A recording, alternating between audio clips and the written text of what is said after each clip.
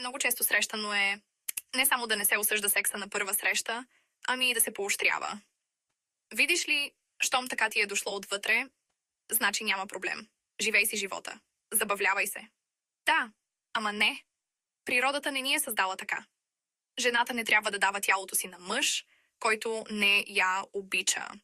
А със сигурност, на първа среща той няма да има такива чувства, освен ако не ви е уговарял 2 години за това.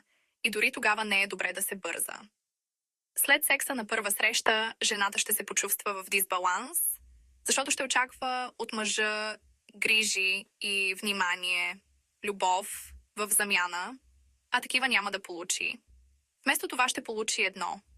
Чао, ще ти пиша. Той вече е незаинтересован в нещо, което му се е дало толкова лесно и ще отиде там, където му е по-интересно. Няма да се занимава повече